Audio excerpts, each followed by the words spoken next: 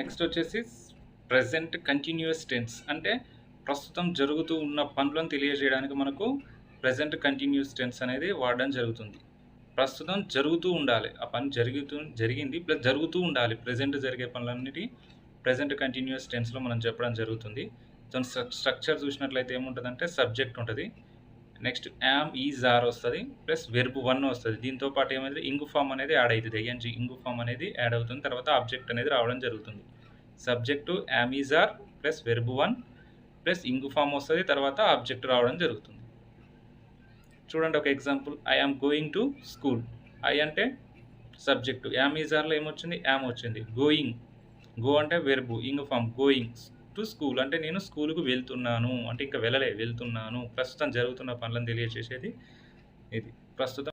So ఇప్పుడు నేను స్కూల్కు వెళ్తున్నాను, ఐఎమ్ గోయింగ్ టు స్కూల్ అంటే నేను ఇప్పుడు స్కూల్కు వెళ్తున్నాను.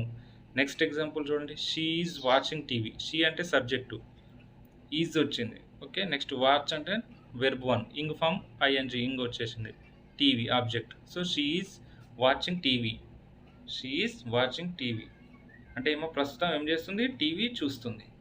నెక్స్ట్ ఎగ్జాంపుల్ చూడండి, they are reading newspaper. They అంటే వారు, రీడ్ అంటే చదవడం, ఇంగ్ ఫామ్ వచ్చేసింది newspaper. So they are reading news paper అంటే వాళ్ళు ఇంకా న్యూస్ పేపర్ చదువుతూ ఉన్నారు, ఇంకా పూర్తి కాలేదు, ప్రజెంట్ జరుగుతున్న పని ఇది. సో ఇది సింపుల్గా ఉంటుంది, simple continuous tense, present continuous tense దీనికి సంబంధించింది. నెక్స్ట్ వీడియోలో ప్రజెంట్ పర్ఫెక్ట్ టెన్స్ గురించి తెలుసుకుందాం. Please subscribe my channel.